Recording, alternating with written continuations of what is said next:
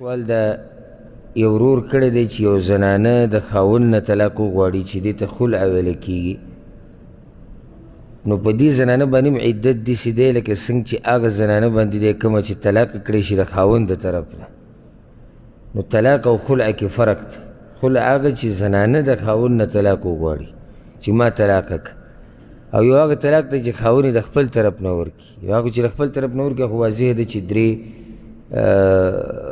حیض یا درې میاشتې به د دې عدت یې، او دې په منځ کې خاوند واپس کولی شي بغیر د مهر او د نکاح نه که چېرته دواړه راضي شي، خو په شرط دی چې اولنی طلاق وی او دویم طلاق وی.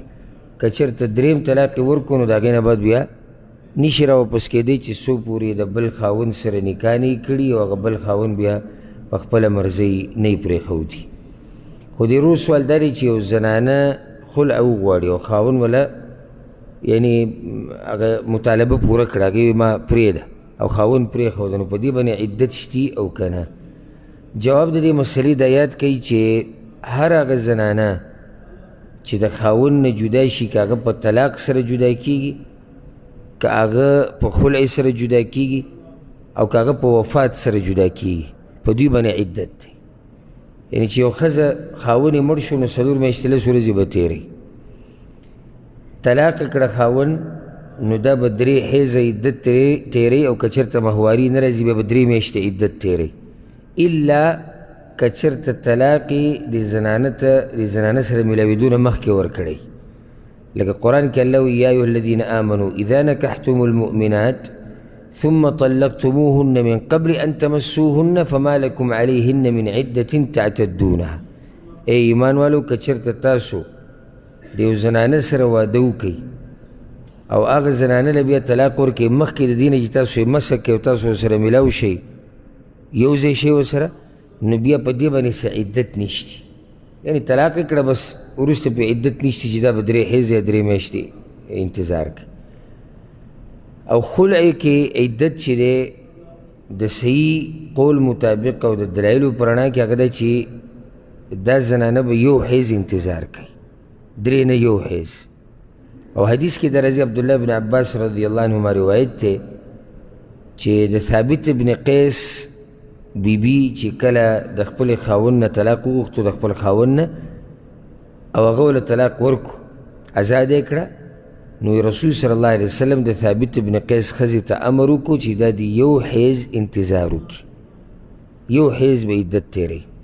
اوس دا حیض میاشت کې هم راتلی شي، میاشت نه مخکې هم راتلی شي، خو یو مهواري چې دی تېره کړه بس دا د عدت نه ووته. اوس که یو سړی تپوس وکړي چې ولې هغه زنانه چې طلاق کړی شوه د خاوند د طرف نه هغه به 3 مهوارې انتظار کوي او عدت به تېروي، او دا زنانه 1 حیض به انتظار کوي، د دې عدت 1 حیض دی. ولې؟ فرق څه دی؟ دې فرق ته ګوره سوچ کوئ. اصل کې په شریعت کې چې کله یو زنانه د خاوند نه طلاق وغواړي او خاوند طلاق کړه یعنی ازاد یې کړه، نو دې ته د خاوند د ښځه په هغه وخته پورې نشي راواپس کولی چې څو پورې ښځه راضي نه وي. ځکه چې هلته ښځې طلاق غوښتی دی که نه، نو چې څو پورې ښځه راضي نه وي دا خاوند دا ښځه نشي راواپس کولی، او که راواپس کوي نو په نوي نکاح سره نوی مهر هر څه به د اول سره نه ږدي. دا چې کله ښځه خلع وغواړي او خاوند یې ازاده کړي، چې ازاده یې کړه دا خاوند دا ښځه د هغه وخته پورې نشي راواپس کولی چې څو پورې دا ښځه نه راځي. او دویمه چې راواپس کوي نو نوي نکاح به تړي، نوی مهر به ورکوي. طلاق کې مسله څه ده؟ اولنی او دویم طلاق خاوند په خپله مرضۍ طلاق ورکړی دی، نو خاوند که دا ښځه راواپس کوي راواپس کولی شي، او چې دا ښځه پې هم راځي او دی هم ویره زه دا ښځه راواپس کوم راواپس کولی شي. نو شریعت ولې دا 3 حیضه ټیم ورکو، دا وخې ډېر ورکو که چېرته دی په دې خپل کار باندې پښیمانه شي یا دا ښځه دته واپس شي او معافي ترې وغواړي یا دی ترې معافي وغواړي، په منځ کې څه غلط فهمي راغلي، نو وخې وله ډېر ورکو نو چې دی راواپس کړي. هر چې د خلع مسله ده نو خاوند خو یې راواپس کولی نه شي د ښځې د مرضۍ نه بغیر، نو بیا ولې دا 1 حیض انتظار دی؟ دا یو حیز انتظار صرف دې دپاره دی چې پته ولګي چې ماشوم شتي به خېټه او که نشتي، بس دې دپاره دی. ځکه چې هلته خو واپس کول خو هسې نشتي، که واپس کوي نو څه به کوي؟ نوي نکاح به تړي او اهمه خبره به کې څه ده؟ ښځه به راځي. نو هلته خو دغه کیسه ختمه شوه، د خاوند مرضي به کې نه چلېږي، خو صرف دا یو حیز انتظار په زنانه باندې دې دپاره دی چې پته ولګي چې ماشوم شتي او که نشتي، بس ورسېدې په دې مسله کې. نو طلاق د ځان له شی دی، فسخ د نکاح یعنی نکاح ختمول د ځان له شی دی چې کله زنانه خلع وغواړي، چې زنانه وي ما ازاده که او خاوند ازاده کړه، نو د دې داسې حکم نه دی څنګه چې د طلاق وي. د طلاق او دې کې فرق دی. نو دې کې عدت څومره دی؟ یو حیز، یو مهواري بس. که د هغې نه بعد دا خاوند یې راواپس کوي نو ښځه به راځي. دویم دا چې د نکاح به نوي تړلی کېږي، د اولني د هغه سره نکاح ختمه شوه.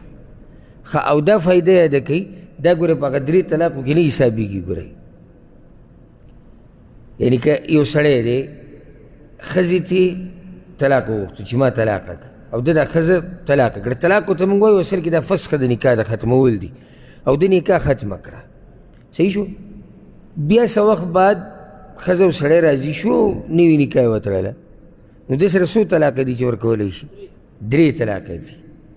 خلع دا طلاق نه حسابېږي، دا جدا مسله ده او دا جدا مسله ده. دلته ښځه طلاق وایي چې ماله راکړه، او په طلاق کې سړی په خپله مرضي ښځې له طلاق ورکوي. نو دا خبره یاده کوي.